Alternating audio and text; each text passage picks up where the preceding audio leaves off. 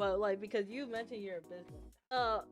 When you have an editor, because I know some people who usually just use like, oh, let me just get someone from Fiverr to make my videos. So I'm guessing they don't have to follow the same criteria as you, but you probably have to do like actually have to hire people and they work under you, right?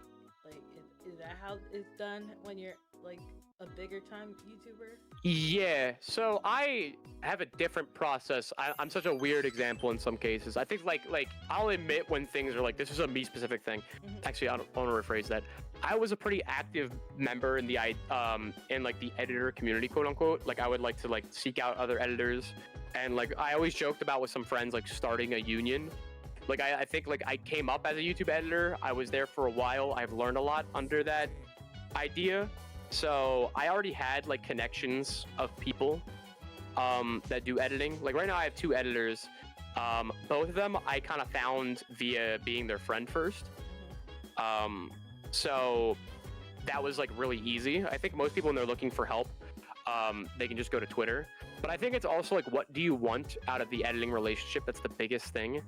Some people are like, I want a co-creator, I want a friend. They'll say that, and then they'll make like 30 billion revisions and be really hard to work for, and this is that and the other thing. And it's like, okay, you like the idea of having this relationship, but you just want an employee, which is fine, but like be realistic with yourself, you know? Because I think what's going to happen is that's going to create tension if your goals with your editor are they aren't aligned with your actions. I think it's a relationship at the end of the day, right? And I think I'm someone that's looking for more like a co-creator role, like someone that is going to edit my stuff and like follow my lead and learn from me, but also at the same time provide their own insight. Like I'm okay with people doing their own stylistic stuff here and there if I enjoy it.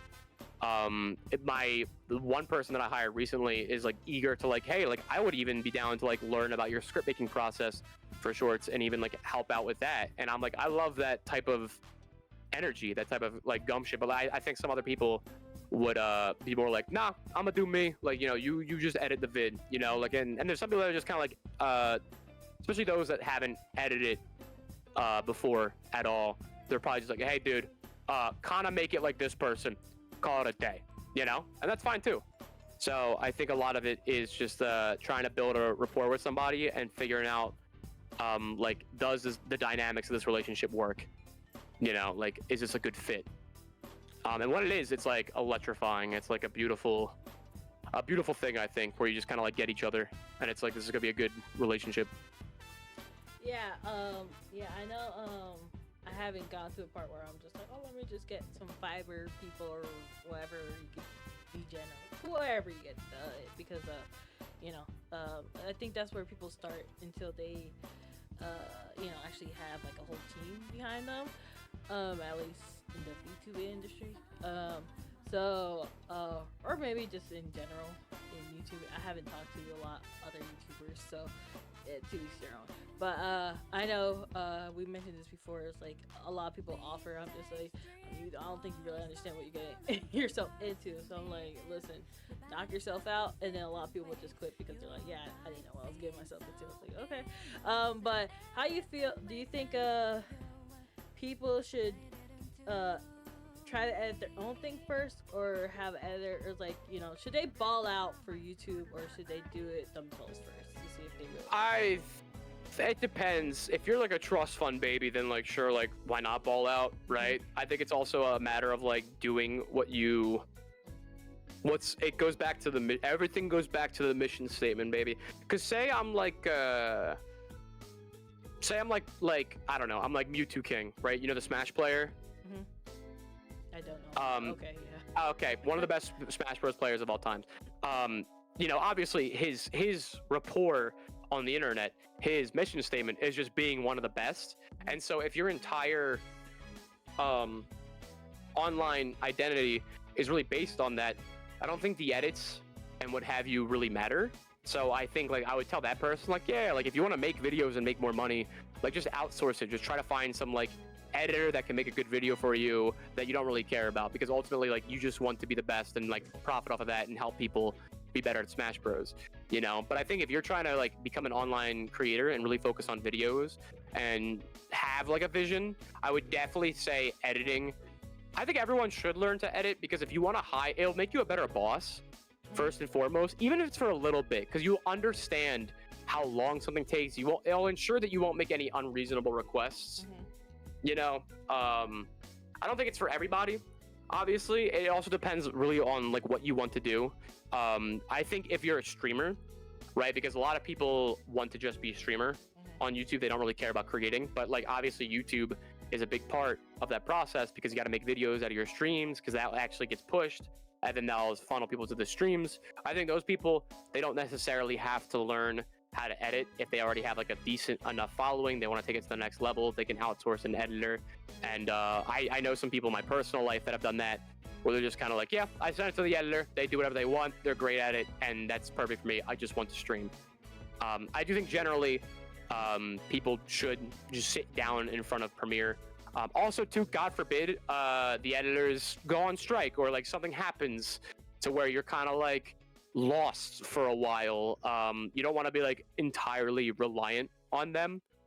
I like the idea of people, I guess that's how I would wrap this up in a bow. Like, I like the idea of people knowing how to make what they make, but I think depending on what you want to do, it's not entirely necessary, if that makes sense. And also, if you're already rich, then it doesn't even matter. Just like, you can outsource, do whatever you want. You're rich. You already won. You know why? Congrats! Like, congrats. You're very privileged. You know, like, sure. Well, yeah, no, cause I was like I had noticed with the whole trend, I was just like, dang, a lot of people tend to do these shorts very well edited. I was just like, wait a second, and it's just like, are there a lot of people are really good at Premiere, or is just these editors are going? So but it's more so. Do you think shorts are really the move, or you think it's kind of a dying trend at this point, that you have to go back to doing videos in order to get boosted on YouTube again? I like shorts.